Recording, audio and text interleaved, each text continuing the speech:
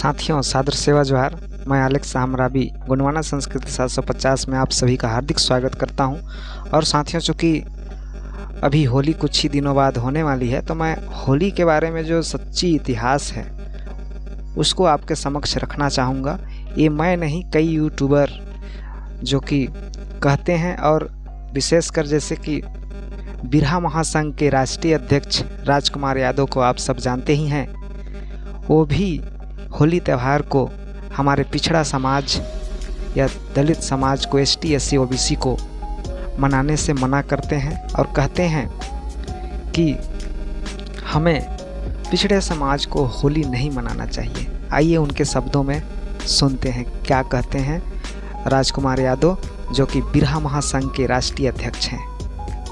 होली पिछड़े समाज को, भारत के मूल निवासियों को मनाना महापाप है। साथियों, जैसे कि आप सब ने सुना कि राजकुमार यादव जो कि बिरहा महासंघ के राष्ट्रीय अध्यक्ष हैं, उनके द्वारा, तो साथियों आइए मैं इसको विस्तार से थोड़ा सा आपके समक्ष रखना चाहता हूं।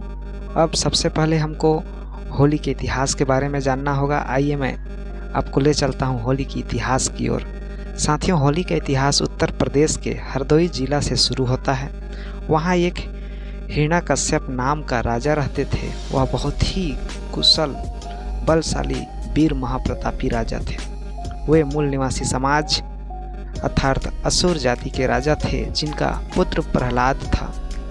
राजा हिरण्यकश्यप प्रहलाद से बहुत प्रेम करते थे, उनका लगाव बहुत था।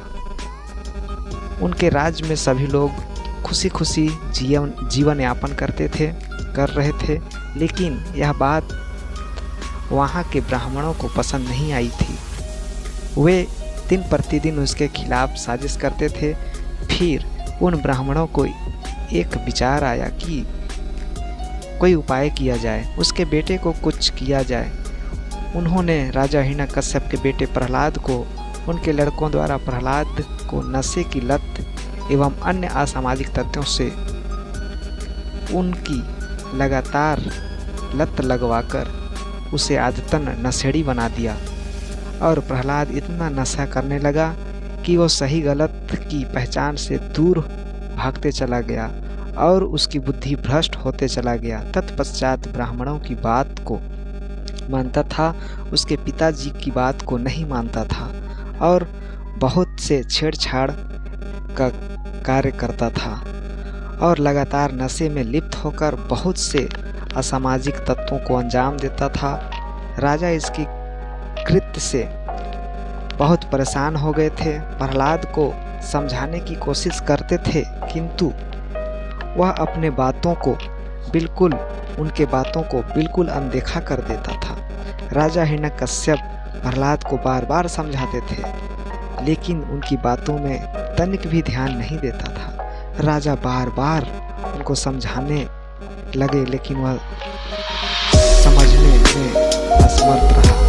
अब राजा को लगा कि लड़का सुधरने वाला नहीं है, तो इसकी शिकायत बढ़ती जा रही है। तब राजा उसे अपने राज्य से निकाल दिया।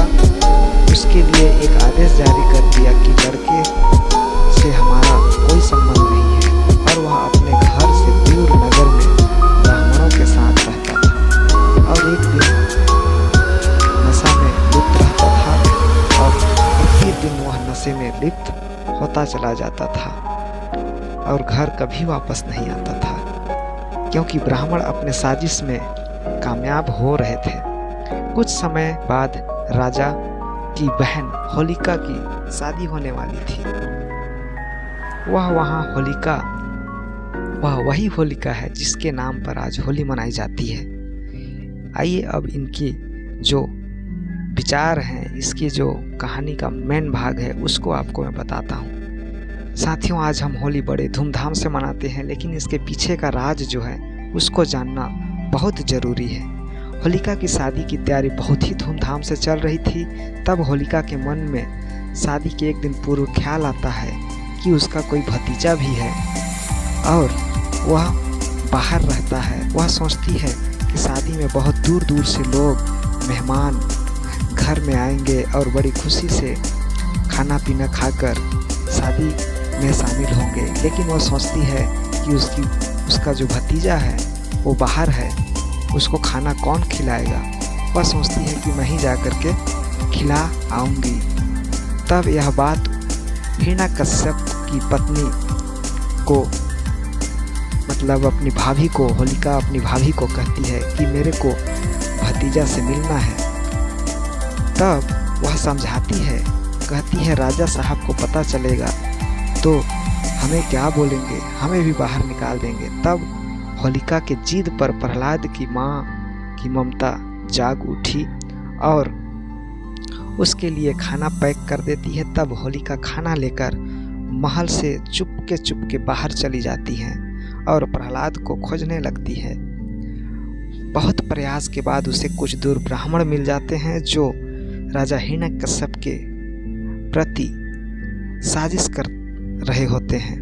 वे ब्राह्मण प्रहलाद को रहने की जगह को बताते हैं, प्रहलाद की रहने की जगह को बताते हैं और धीरे धीरे होलिका उस रास्ते से जाने लगती है और वहां पहुंच जाती है, लेकिन वहां प्रहलाद नहीं दिखाई देती है। साथियों, यह साजिश था उन ब्राह्मणों की, परंतु आपको बताना चाहूँगा कि यह षड्यंत्र द्वारा वे सभी लोग उसके साथ छेड़छाड़ करने लगते हैं और होलिका बहुत आवाज़ लगाती है, लेकिन उसकी सहायता के लिए कोई भी नहीं आता है। और समाज सभी ब्राह्मण मिलकर, लगभग 7 ब्राह्मण लोग थे, बताया जाता है कि उनके साथ इज्जत लूट लेते हैं और होलिका खून से लथपथ हो जाती है। तब उसकी इस स्थिति को देखते हुए उनको विचार आता है कि यदि इस हालत में होलिका राजमहल पहुंची तो राजा हमारे साथ क्या करेंगे, मृत्यु के घाट उतार देंगे।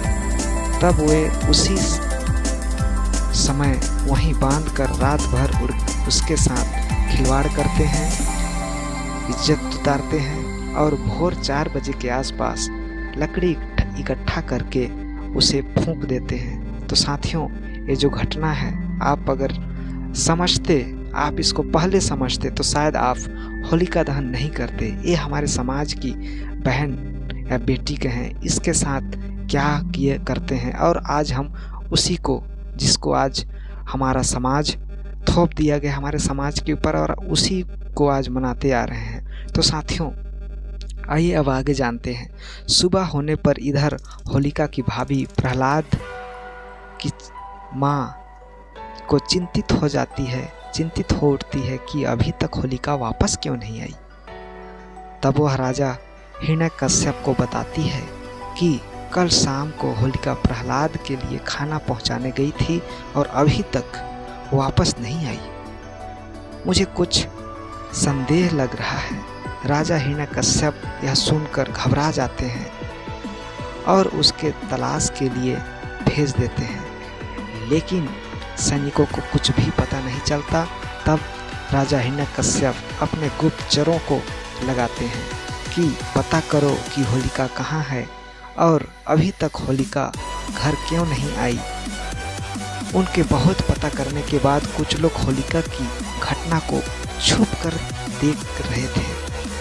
होलिका के साथ जो घटना घटी, ब्राह्मणों ने उनके साथ जो अत्याचार किया, उसको कुछ लोगों ने छुप कर देख रहे थे और वे गुप्तचरों को सब कुछ सही बता देते हैं, उनका नाम भी बता देते हैं।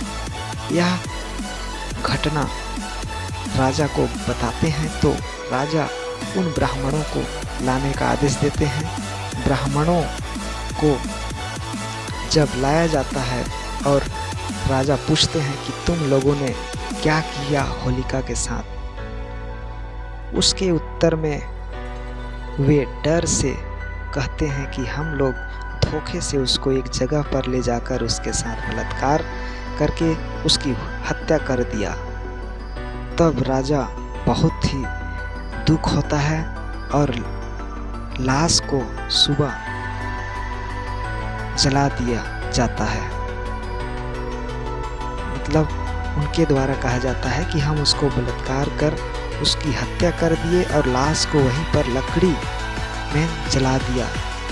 तब पूरा परिवार लाश को खोजते हुए जाता है और होलिका की जली हुई राख और शरीर हड्डी को वापस लेकर आता है और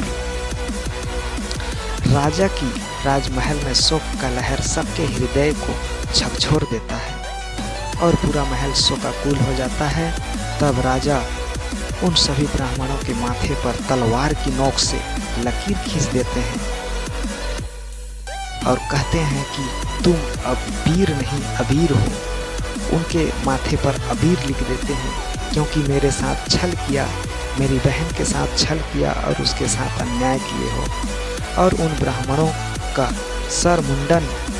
सर को मुंडन कराकर गधे में बैठाकर नगर में घुमाते हैं और सभी लोग कीचड़ पत्थर गोबर उन लोगों के ऊपर फेंकते हैं और आदेश जारी करते हैं कि जब तक ये लोग जीवित हैं तब तक पूरा समाज नगर सभी लोग इन पर कीचड़ फेंकते रहेंगे। लेकिन साथियों, आगे चलकर जब इतिहासकारों ने जब इतिहास लिखा तब ब्राह्मणों ने अपना बदला लिया और बदल दिया। जो अबीर था उसको बदल कर होली का अबीर बना दिया और इस अबीर में ST SC OBC समाज के माथे पर थोप दिया। अबीर का सीधा मतलब है जिसके अंदर वीरता नहीं है वहीं अबीर लगाएगा और होलिका के नाम पर मनाई जाती है, जो कि ब्राह्मणों की मनुवादियों की साजिश। हमें इतना तो साजिश है, हमें तो इतना भी समझना चाहिए साथियों कि त्योहार का मतलब क्या होता है। जैसे राजकुमार यादव जी भी कहते हैं त्योहार, मतलब तुम और हार मतलब तुम्हारी हार। और साथियों, त्योहार का मतलब ही होता है कि हम तुम्हारी हार जिसमें हमारी हार हो। हमें होली किसी भी कीमत पे नहीं मनाना चाहिए क्योंकि इस दिन हमारी होलिका जैसे बहन को राजा हिरण्यकश्यप की बहन एवं मूल निवासी की बहन होलिका के साथ उसकी इज्जत पर खिलवाड़ करके उसकी हत्या कर दी गई और आज पूरा समाज उसी को समझ नहीं पाती है और होलिका दहन करती है और होली का त्यौहार मनाती है। तो साथियों, आज मैं आप सबको इस वीडियो के माध्यम से जो जानकारी थी जिसको कि मैं YouTube और ऑन नेट के ज़रिए पढ़ा और आपके समक्ष रखने की कोशिश की है। और मेरा मतलब ये नहीं है किसी को ठेस पहुंचाना, बस अपने इतिहास की जो सच्चाई है उसको जानने की ज़रूरत है। और आप सबको फिर एक बार सुनने देखने के लिए सभी को सादर सेवा जोहार। जय सेवा, जय गोंडवाना, जय मुरुंग।